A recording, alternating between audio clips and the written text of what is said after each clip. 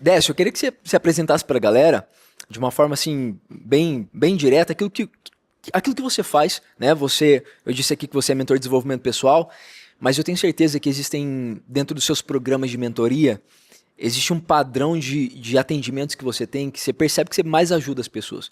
Então, analisando daquilo que você tem mais ajudado as pessoas nos seus encontros individuais, me fala um pouco quem é o Décio, o que você gera de valor na vida das pessoas aí. Eu sempre vi o ser humano como algo muito maior, muito mais abrangente, complexo, e sempre gostei de tratar todas as partes, porque foi assim que eu comecei na minha vida. Eu comecei com treinamento físico, eu era atleta de judô profissional por 15 anos, e depois eu vi que só o físico não sustentava, e fui buscar desenvolvimento mental, emocional. Então hoje o meu treinamento ele envolve ajudar pessoas a prosperarem financeiramente, sem deixar de lado a saúde e o casamento, que é algo que eu vejo que as pessoas se perdem muito. Às vezes elas focam demais, e sim, em alguns momentos da vida a gente tem que dar mais intenção, mais energia, mas acaba deixando definitivamente ou de lado a saúde, ou o casamento, e o meu trabalho consiste nessas três grandes áreas da vida, conseguir harmonizar elas. Tá, então, se você pudesse resumir para mim, quais são as três principais áreas que você trabalha na vida das pessoas, que você enxerga que todas elas precisam desenvolver? Vida pessoal é saúde estética, como que eu cuido de mim. Vida amorosa, que é conseguir encontrar uma pessoa e prosperar, apesar das dificuldades. E vida profissional, que é eu conseguir contribuir com o mundo, com aquilo que é o meu dom e o meu talento e gerar riqueza com isso. Excelente. Então, na sua visão, se a pessoa desenvolve essas três áreas, a chance dela ter uma vida bem-sucedida dentro daquilo que é bem-sucedido para ela é grande. Com certeza, é um alinhamento de propósito, não um propósito no sentido de carreira, vocação profissional, como muitos entendem só isso, mas um propósito alinhado com a identidade dela, com a alma dela, com aquilo que ela veio viver de experiência, que nem sempre é algo grandioso, às vezes pode ser algo muito mais sucinto. Uhum. Legal. E dentro das pessoas que chegam até você, a gente sabe que você já tem aí mais de 30 mil seguidores, né? Ali no Instagram. Inclusive, qual que é o seu Instagram? Fala aí pra galera já te seguir. Décio Quarantani, com Q de queijo, Quarantani. Quarantani, legal. Já tem mais de 30 mil seguidores. E nesse tempo que você está atendendo essas pessoas, o que você percebeu que elas têm de maior dificuldade de enxergar? Dentro dessas três áreas que você falou, poxa, Thiago, isso aqui é o que eu percebi que elas têm mais dificuldade de enxergar, ou de desenvolver, ou de resolver propriamente. A grande dificuldade delas é um comprometimento interno, é uma decisão. Elas ficam muito pulando de escolha em escolha e elas acabam não decidindo, se comprometendo com o tempo que aquilo precisa para maturar. O nome da minha mentoria é Adamas. Adamas em grego significa diamante ou inquebrável. E tem esse nome porque o diamante ele é um carbono na sua matéria orgânica, sem valor nenhum, mas ele passa por pressão constante. E essa pressão transforma quem ele é por dentro, tornando ele algo valioso e indestrutível.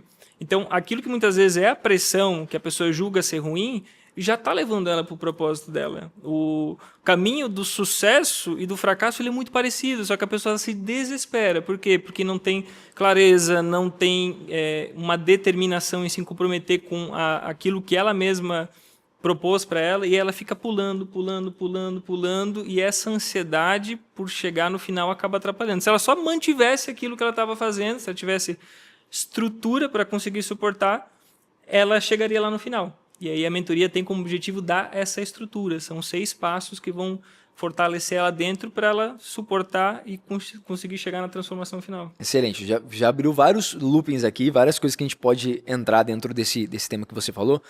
A ideia do diamante eu achei genial, até mesmo porque, como nem você falou, o diamante ele precisa passar por pressão, por calor, para ser desenvolvido, para extrair o melhor. Senão a gente só olharia um diamante e falaria que é uma pedra, é uma pedra qualquer, principalmente para quem não tem o olhar. E muitas vezes, o que eu percebo vindo dessa área de desenvolvimento humano, os primeiros a enxergarem esse potencial para ser desenvolvido, essa pedra bruta para ser desenvolvida e ser um diamante valoroso, normalmente são os pais, mas são os que na maior parte dos casos, tem menos repertório, porque a gente não tem escola para ser pai, não tem escola para ser mãe. E muitas vezes a gente só repete aquilo que a gente recebe, né? Ao passar dos anos, você vai desenvolvendo essa habilidade.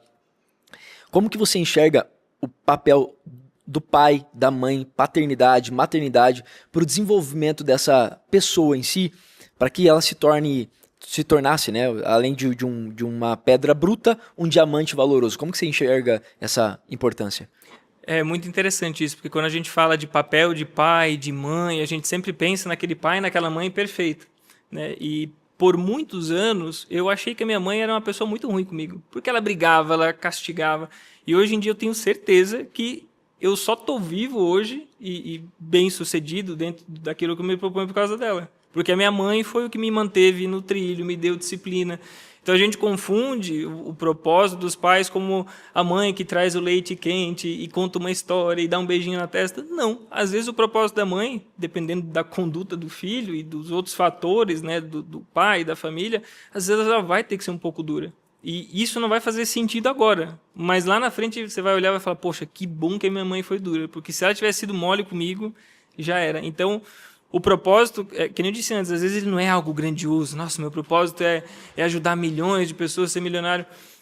O propósito da minha mãe foi me colocar no mundo, foi me garantir caráter, princípios, virtude, disciplina.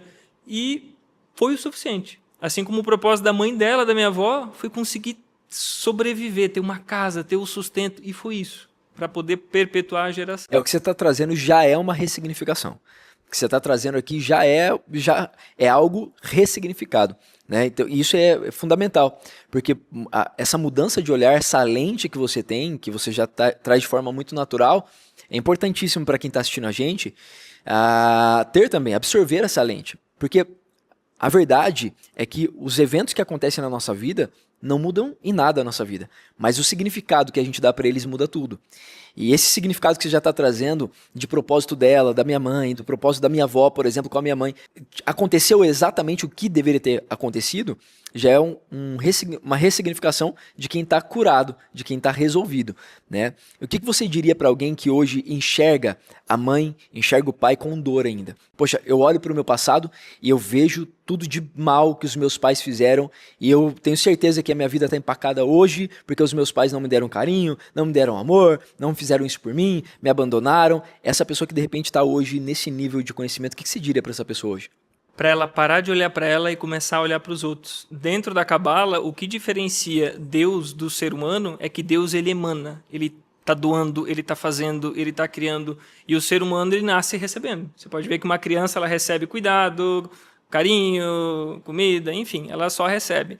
Quando a gente cresce, a ideia de retornar ao Pai, de voltar, de ascender na criação, é a gente se tornar Deus no sentido de assumir esse igual semelhança ao Criador e conseguir emanar, conseguir doar. Então, não esperar que eu sinta amor para tratar bem, não esperar que a minha mãe venha me pedir desculpa. Por que eu não vou lá e dou um abraço?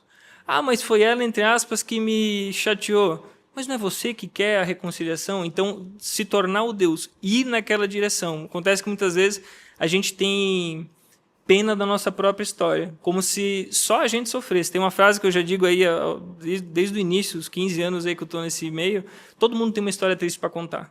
E se você olhar para isso, não vai funcionar. Então você tem que parar de olhar para si, para sua história, para sua dor e começar a enxergar por que eu fui tratado assim, o que faltou para minha mãe, para o meu pai, para eles perpetuarem. E aí, diante disso, escolher romper esse ciclo e não se tornar aquilo que te machucou.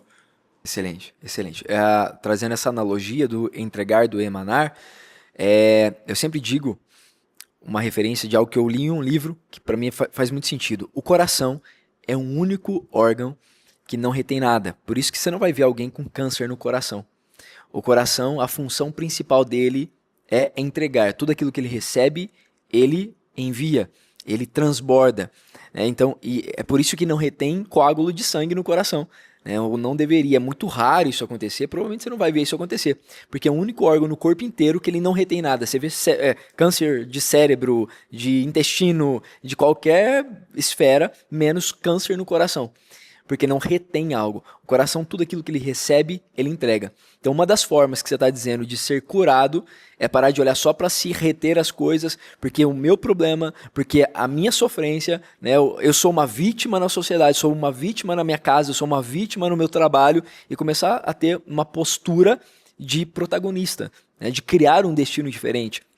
Essa é a sua visão de ser protagonista? Sem dúvida, não é o que aconteceu, mas o que eu vou escolher fazer daqui adiante. Olhar para o futuro, né? Excelente. Se você tivesse que entregar uma mensagem para as pessoas que estão ouvindo e essa mensagem chegar para qualquer um, no celular de todo mundo agora, o que você diria para essas pessoas dentro dessa esfera de desenvolvimento humano? O que você diria para essas pessoas?